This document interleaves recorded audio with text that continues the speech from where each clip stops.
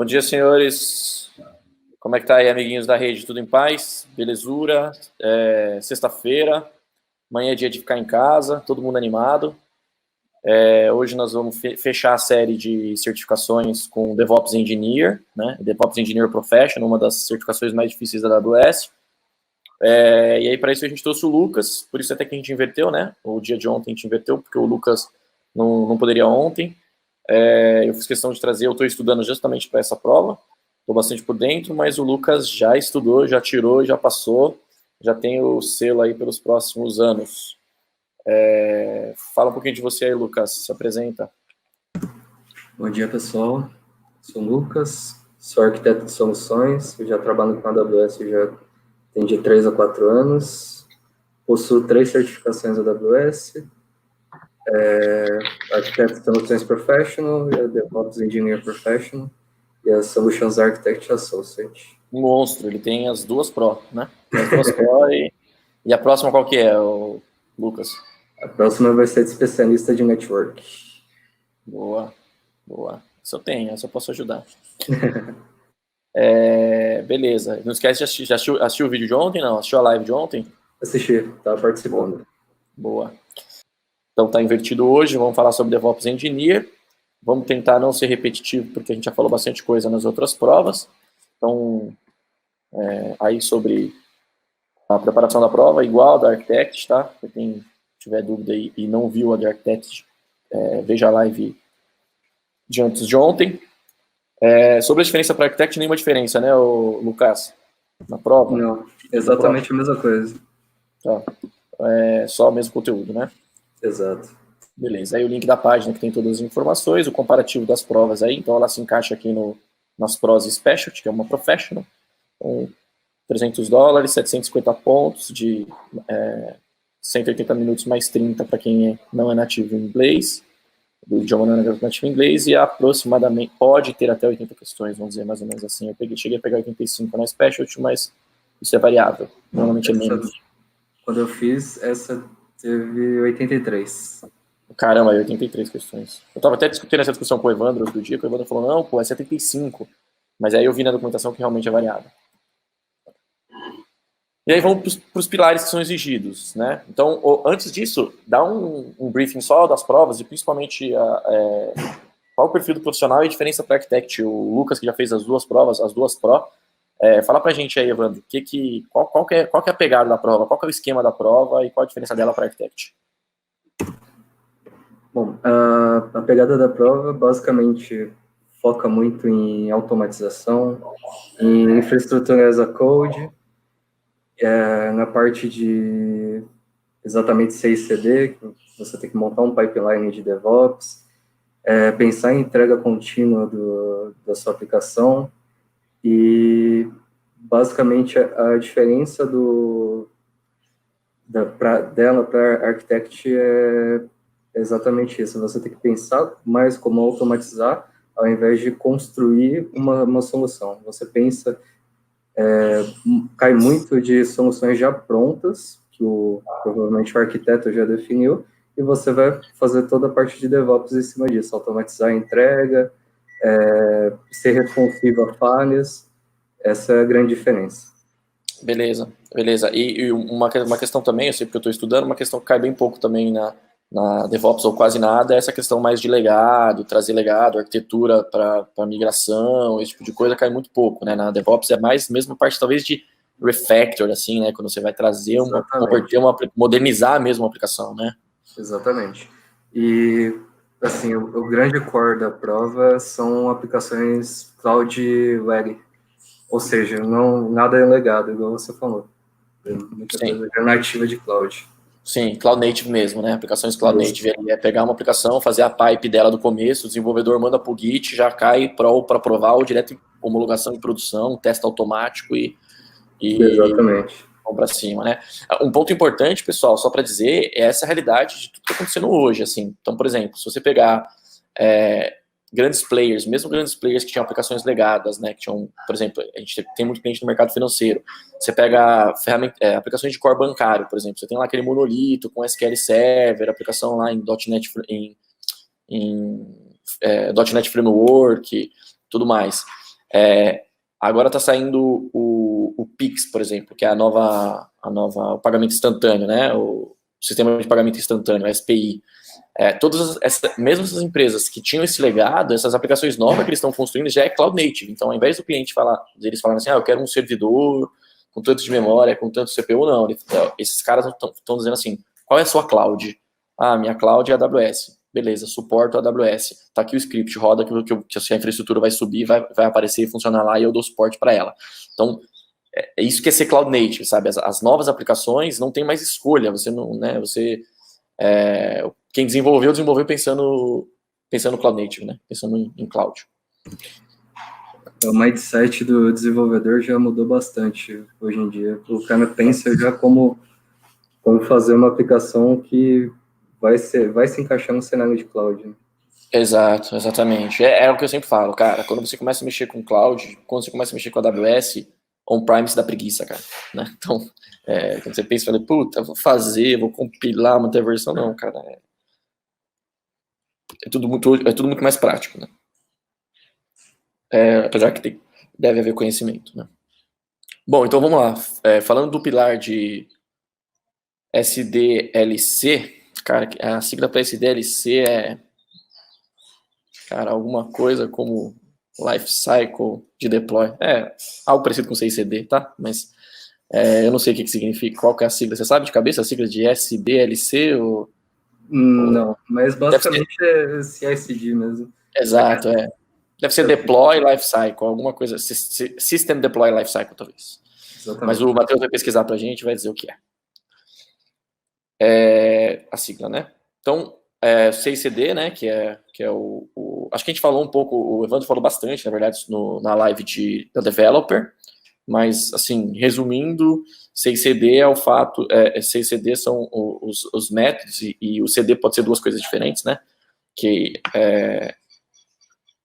na prática meio que resume essa história de a gente ter uma esteira onde o desenvolvedor a gente já pega o código direto do repositório, a gente compila esse cara se precisar compilar, instala lib se precisar instalar, se quiser melhorar, já faz os testes nessa aplicação, testes unitários, de repente se quiser fazer teste de funcionalidade e tal, teste de segurança, se a gente quiser automatizar, cara, já manda por meio de homologação, o dev não põe a mão na console.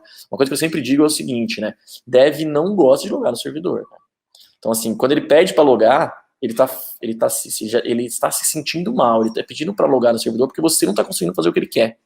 Então, o dev não gosta de pôr a mão no servidor. Então, a ideia os desenvolvedores criaram esse conceito de CI/CD justamente para automatizar e, cara, fazer uma vez só e não precisar fazer de novo, né? E depois, das próximas vezes, ele só vai desenvolvendo, pondo funcionalidade, já vai caindo lá em homologação, a prova cai em produção e pau no gato, né?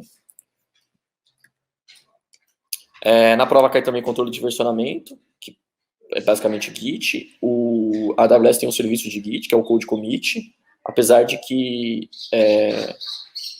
os serviços também suportam qualquer Git, afinal, Git é um padrão, não é um produto, né? Git é um padrão que foi desenvolvido pelo pessoal lá do projeto do Linux, na verdade.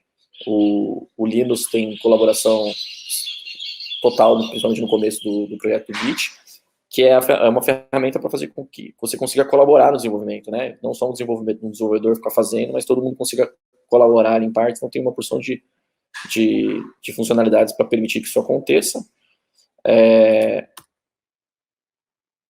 Automatização de testes integrados, então fazer dentro do seu processo de automatização, você fazer testes integrados. O que a gente usa para fazer teste integrado na AWS de forma nativa aí, Lucas? Na parte do code build, a gente já consegue executar algumas coisas do... Tá na linha? Opa, tá ouvindo? Eu tô ouvindo, cara. A parte do code build, a gente consegue fazer esses testes automatizados. Eu não sei se é o seu ou o meu que tá ruim a qualidade da internet. Você tá me ouvindo bem? Tô. Acho que é o seu, Flávio. É o meu? Tá. Tá dando uma picotada. Bom, mas então o pessoal ouviu ele, né? Tem o Code Build e tem agora também algumas coisas. Tem algumas coisas agora para ajudar a gente, que a AWS lançou o Guru, que daí a gente tem o Profiler, né, que ajuda a gente nisso, e a própria automatização de testes, que ainda está um pouco novo, acabou de ser lançado, mas que promete. E aí a automatização de build. Só lembrando, né, o Code Build, que é o serviço da AWS para build, desculpem, pessoal, meu bebê aqui. O Code Build, ele, no processo da pipe, ele é quem faz execuções, né? Então essa execução pode ser buildar um código, transformar ali o código em um executável, por exemplo, mas pode ser também fazer um teste. Eu posso colocar vários passos usando o Code Build. Lembrando que o Code Build é um serviço serverless, né? Ele não tem abstração total de servidores. Você só fala o que ele tem que fazer, ele vai lá, processa, builda, faz o que tem que fazer. Você não precisa se preocupar com o sistema operacional, nada disso. E ele também só funciona em tempo de execução. Então ele sobe, executa e morre. Parecido com Lambda. Talvez até por baixo dos panos deve usar Lambda. E estratégia de deploy, né? Qual estratégia de deploy? Melhor estratégia. Eu trouxe aqui um diagrama para elucidar mais ou menos aqui 2 estratégias de deploy. A gente entender o que a gente pode fazer com estratégia de deploy, com deploy automatizado, né? Então, a gente tem talvez uma estratégia um pouco mais. A estratégia tradicional normalmente manda para homologação manda para desenvolvimento, em geral derruba para produção, e quando manda para produção você derruba. No passado você normalmente tinha um downtime, né? Para converter. Com a parte de... Quando a gente utiliza serviços mais modernos, e principalmente efêmeros, onde você consegue balancear facilmente, né? Então você tem lá um load balancer, balanceando para todos os nós, ou todos os serviços que estão rodando aqui embaixo, ou todos os containers, seja lá o que for aqui embaixo, a gente pode, por exemplo, ter uma estratégia de canary. Fala um pouco aí sobre canary, Lucas, para a galera. Na verdade, assim, por exemplo, quando eu faço uma estratégia de deploy, por exemplo, é o canary deploy. Então, ao invés de eu pegar o meu tráfego e jogar tudo para carga nova, o que eu faço? Eu vou atualizando o sistema pouco a pouco. Então eu pego daqueles meus, sei lá, 10 nós, atualizo em 2 e vejo nesses 2 o comportamento. Como se comporta, faço testes, vejo se está rodando tudo belezinha. Depois eu vou lá e vou fazendo nos outros pouco a pouco, né? Tem uma outra estratégia também que a galera tem usado bastante, que é o Blue-Green. Então, eu não tenho homologação e desenvolvimento, por exemplo. Eu tenho... no caso do Canary Deploy, eu vou pegando o que existe e vou convertendo, né? Aqui não. Aqui, na verdade, perdão, com o Canary Deploy eu tenho 2 caras e vou mandando um pouco do tráfego para cada um deles. Exatamente. Você manda uma porcentagem do seu tráfego para aplicação nova, né? Isso, exatamente. Aí você vê como que se comporta, se comportando legal, você vai soltando mais porcentagem em cima dessa aplicação nova. Exato. Aí tem várias ferramentas da Amazon que ajudam nisso, o próprio Code Deploy ajuda isso, o próprio Route 53 possibilita jogando peso para o outro lado da aplicação e tal. E outra estratégia também é o Blue-Green ou Red Black, né? Que fala um pouco aí, Lucas, agora tá dando para te ouvir. Boa.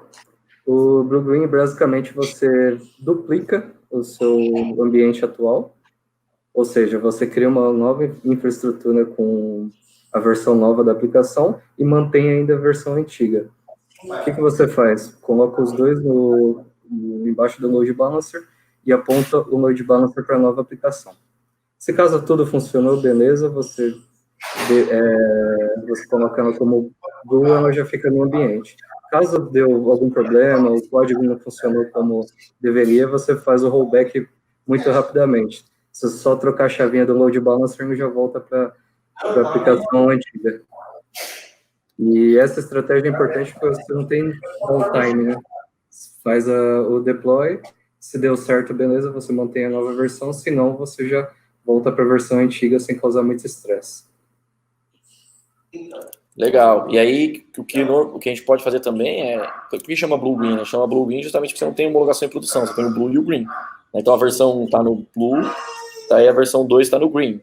Quando você termina, você pode ir lá e fazer depois no Blue a versão 3, chavear e ficar indo e voltando, né? O que dá para fazer, o que a gente normalmente faz na prática, como o Deploy ele faz, ele implementa, como é que é? Eu jogo o Blue, eu chaveio do Blue para o Green, por exemplo, fechou, vai ficar lá, vai ficar no ambiente verde O que eu faço? Eu destruo o ambiente azul e crio um ambiente azul novo agora para trabalhar com a versão nova. Então, veja, dá para fazer isso on-premise? Talvez até dê, mas vai ser muito trabalhoso. Provavelmente eu vou ter que pagar por todo o recurso, né? Então, trabalhando com AWS, por exemplo, você paga pelo que usa só naquele momento que você está usando, durante a sua estratégia de deploy.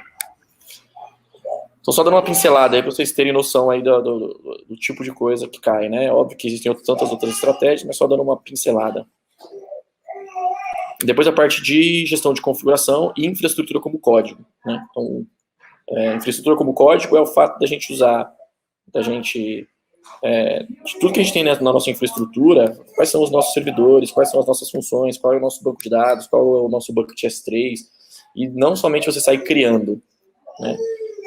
Você escrever isso, codificar isso, e você poder subir isso quantas vezes você quiser, essa infraestrutura, né? Então, é o exemplo que eu falei lá da empresa de banco que vende serviço Cloud Native, ela escreve, ela scripta a infraestrutura, ela te dá o script e fala, roda. A partir do momento que você roda,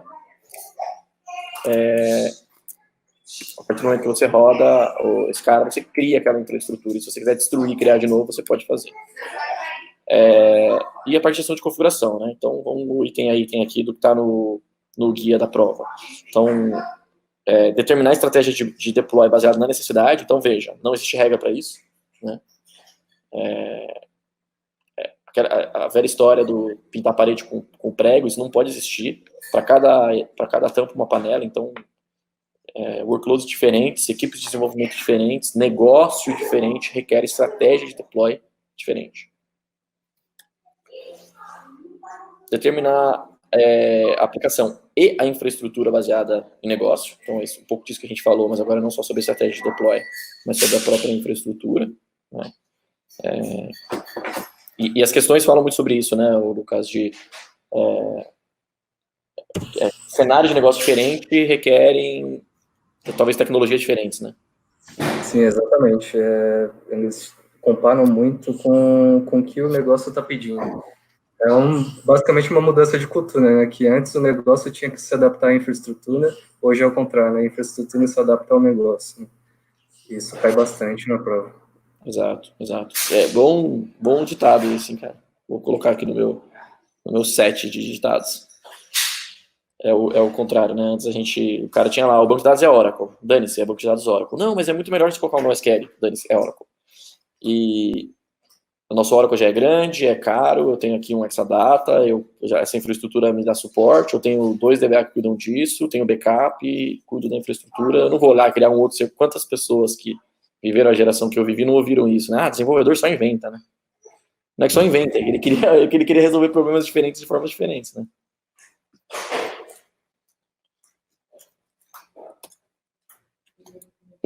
Então, provisionamento,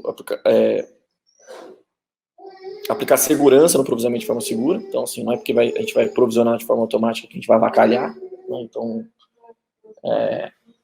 se um recurso vai acessar o outro, esse recurso tem que ter permissão para acessar somente aquele outro, né? Então, não é porque você vai automatizar que você vai criar um banco de dados aberto. Então, você cria um banco de dados, mas na própria automatização você garante que isso aconteça.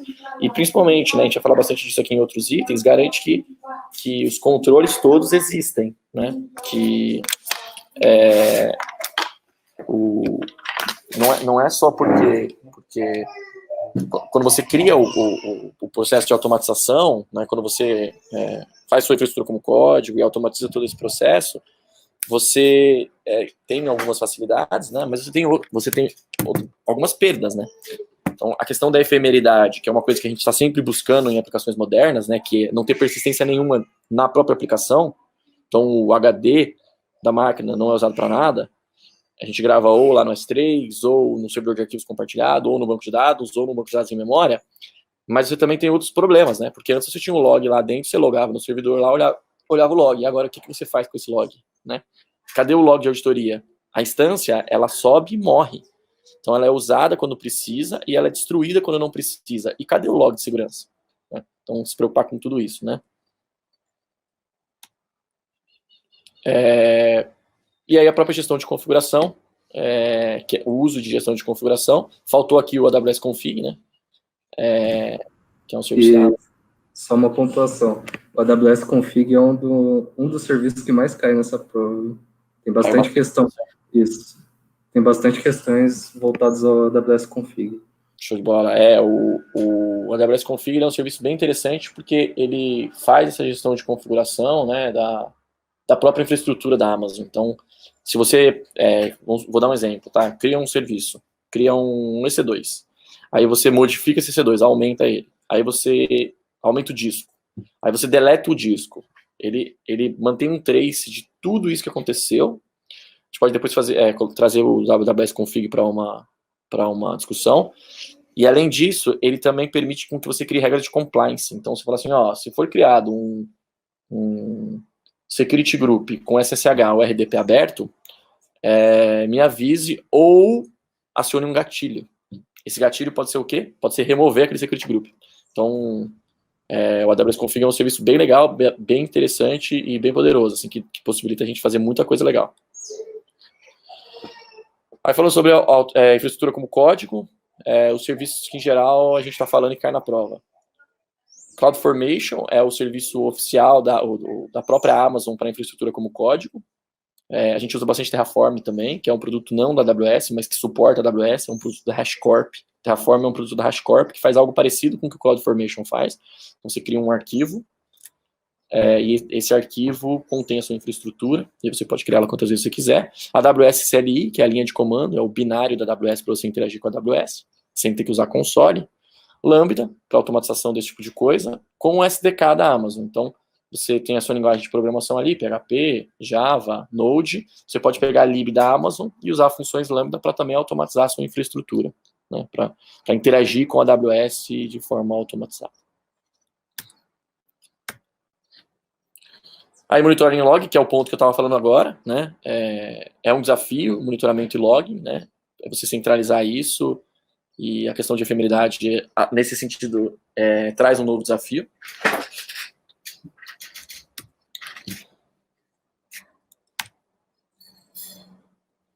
Aqui acho que repetiu, né, senhores?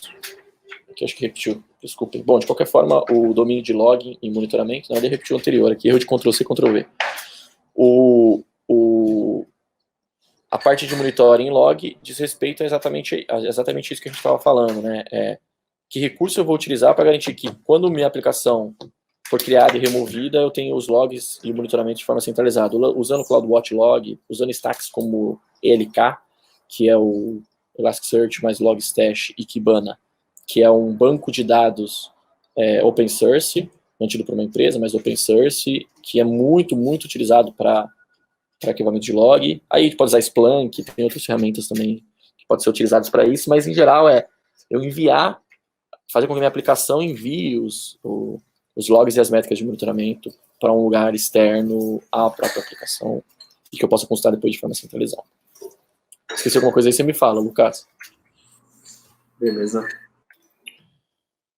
Depois de políticas e padrões, aí entra a questão de como eu vou ter uma estratégia para garantir que em ambientes muito distintos, então para cada aplicação eu vou ter um banco de dados diferente, eu vou ter uma linguagem de programação diferente, uma eu vou usar EC2, na outra eu vou usar container, na outra eu vou usar Lambda, serverless. Como eu faço para mim ter uma homogeneidade de padrão entre teste, segurança, métrica e tudo isso? Aí a gente tem que usar a automatização a nosso favor, né? Como otimizar os custos de forma automatizada, ou seja, usar a automatização para ligar e desligar o ambiente, para subir coisa quando eu preciso e apagar coisa quando eu não preciso. Eu gosto muito de usar o exemplo do tratar poder computacional, né? Tratar servidores como gado e não como bichinho de estimação, né? Ele está ali para te servir, você sobe, usa, quando não precisa mais, você apaga. Por quê? Porque no momento seguinte você vai deixar de pagar ele. Estratégia de governança. Depois da parte de incidente e resposta a incidente. Aqui tem uma diferença para a galera mais de infraestrutura legado, que troubleshoot, aqui nesse domínio vai entrar troubleshooting e estratégia de recuperação, ok, aqui é o arroz com feijão, né? Isso cai bastante, né, Lucas? Cai bastante. Entender, eu estava até conversando em outra situação com o Lucas, ele falou que cai bastante a parte de entender ali, um problema e a gente tem que resolver, né, baseado em em automatização, em pipeline, em CI/CD, né? E a cereja do bolo, né? Que é automatizar a recuperação. Então, uma vez que a gente determinou que aquele problema aconteceu, o que a gente faz para quando aquele problema acontecer de novo, a gente remedie, né? Pode remediar de forma workaround, né? Ou seja, ó, toda vez que der um estouro de memória, a gente tem um bug na aplicação, e o que a gente tem que fazer? A gente derruba a aplicação e sobe de novo. Consigo fazer isso até sem queda, né? Se eu tiver minha aplicação bem desenhada, minha arquitetura bem desenhada. Mas isso é um workaround, mas é um workaround meio que definitivo, ou seja, você automatiza a recuperação e isso pode rodar durante muito tempo. Mas a solução definitiva seria o quê? É identificar o bug na aplicação, corrigir esse bug para que aquele erro não volte a ocorrer, né? E a gente consegue fazer isso, a gente consegue fazer a automatização para remediação, mas não muda o fato que a gente tem que também identificar que aquilo ali foi uma solução de contorno, se é que for, né? Se é que é, né? Identificar a causa raiz também, né? Exato. Não esquecer de identificar a causa raiz, né? Uma coisa que a gente sempre fala da rede é isso. Não esquecer de identificar a causa raiz. Por exemplo, você tem lá um autoscaling com 50 instâncias. Aí uma instância deu problema. Cara, normalmente a galera faz o quê? Vai lá e mata aquela instância. Beleza, matou, provavelmente não teve nenhum problema, um incidente real, ou seja, o cliente não foi afetado, ou quem está usando a aplicação não foi afetado. Mas e qual é a causa raiz, né? O ideal é que a gente pegue essa máquina, tire ela do load balance, desatache ela ali do meu autoscaling, investigue o que aconteceu ali, ou olhe os logs, ou olhe o monitoramento, as métricas de monitoramento, para a gente entender a causa raiz e garantir que aquilo não pode acontecer. Depois a própria automatização de eventos e alertas, principalmente aqui usando CloudWatch Events, mas podemos usar, CloudWatch Metrics e CloudWatch Alerts, né? Mas também utilizando outras ferramentas, inclusive de mercado, tá? A prova da AWS, ela não cai só coisa da AWS. É claro que ela foca em serviços da AWS, mas na prova cai Nagios, Kibana, ou Zabbix, Grafana, Jenkins, né? Isso tudo cai bastante. Sim, mesmo não sendo serviços nativos da AWS, e até tendo serviços similares, né? Igual Jenkins, né? Jenkins é uma ferramenta para automatização de pipeline. A Amazon tem o serviço dela, né? Que é o Code Deploy, Code Build, Code Pipeline. E o Code Commit, que é o Git, né?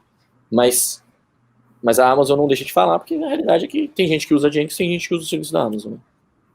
Na da rede, por exemplo, a gente usa muito Jenkins. Por conhecimento, porque é uma ferramenta muito antiga, né? Já tem muita coisa pronta.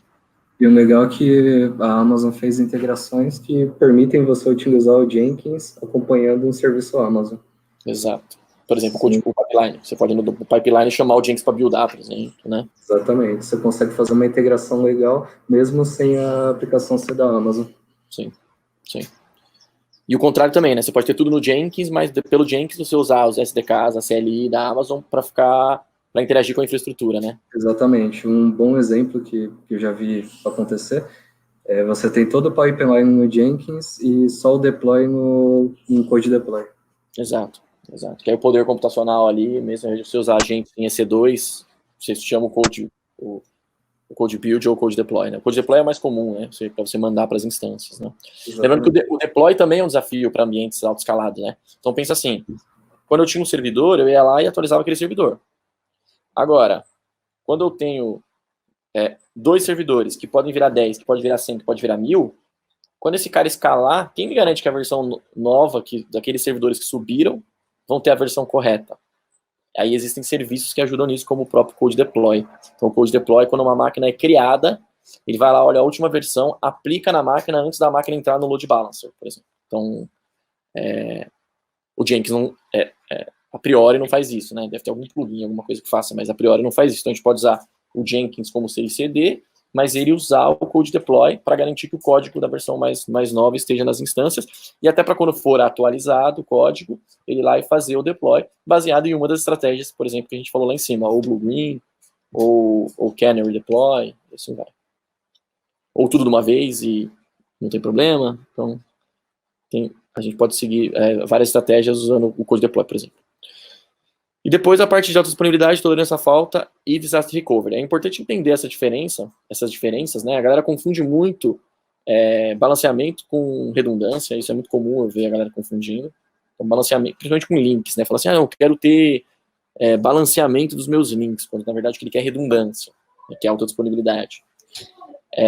Mas a AWS te cobra com relação a isso, então entender a diferença entre autodisponibilidade, escalabilidade e DR, e tolerância à falta no nível de eu consigo, quanto tempo, em caso de falha, eu posso levar para recuperar o meu ambiente, ou quanto tempo, em caso de falha, eu posso perder de dados, né? Que aí vem o conceito de RTO, RPO.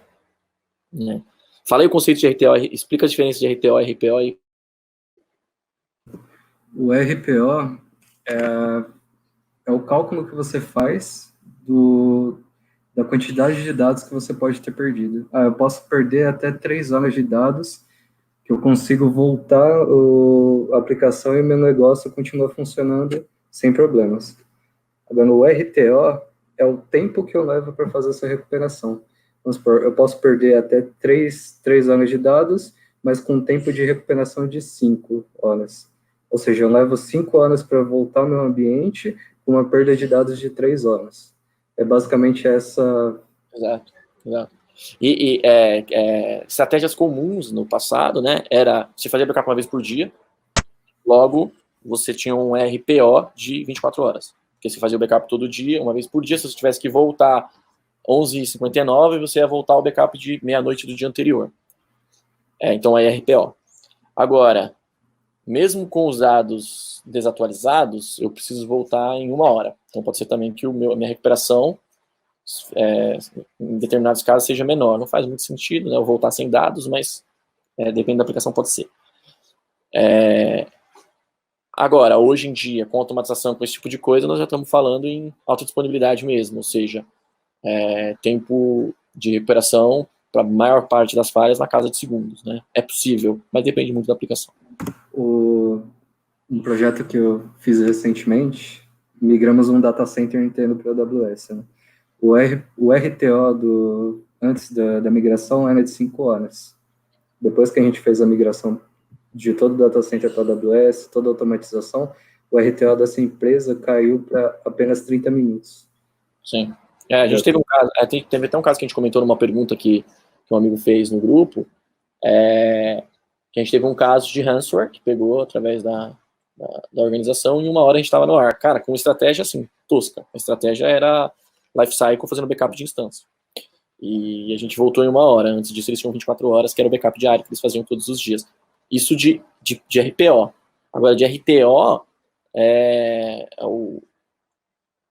o LGN, né? O protocolo LGN, né? Only God knows, né?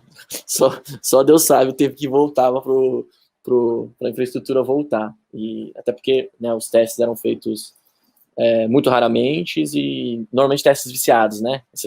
O típico teste para inglês ver. Aí, quando a gente pegou essa infraestrutura, levou para a AWS com poucos métodos, poucas funcionalidades, a gente conseguiu levar isso para 1 hora e a gente testou na prática. Bom, aqui eu vou passar rapidinho, pessoal. Isso são os itens que a galera que não viu as outras apresentações das Professionals e das Specialty, depois dá um pause e olha, ou volta nas outras apresentações e vê. Eu coloquei porque é importante ter as mesmas dicas, tá? E aí vamos passar conceitos obrigatórios. Inclusive esses conceitos, pessoal, tem os links para as docs. O Matheus vai compartilhar isso para vocês. Então a maior parte desses caras tem docs, documentos oficiais da AWS que falam sobre esse tópico. Então o conceito de DevOps. Não tem como não saber, não tem como saber o que é, para onde vai, o que muda, o que é o movimento DevOps, né? A gente vai falar sobre isso também num dia específico, só sobre isso.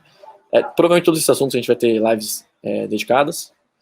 Depois a gente tem microserviços, não tem para onde fugir, entender o que na prática é o conceito de microserviços, né?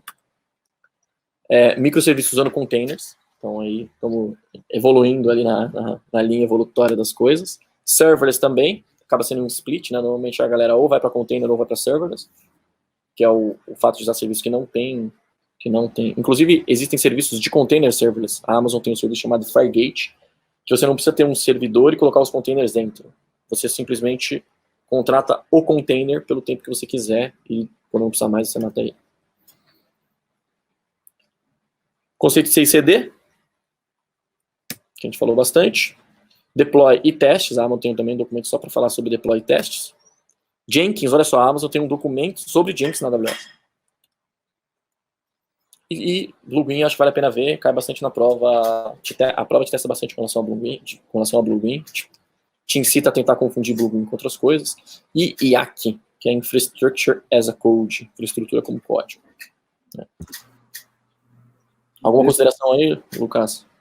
Desses documentos eu queria destacar 3 documentos aí que, cara, é extremamente necessário a leitura e tá bem amadurecido na cabeça antes de fazer a prova, que é o conceito de DevOps, o CI/CD e o Infrastructure as a Code.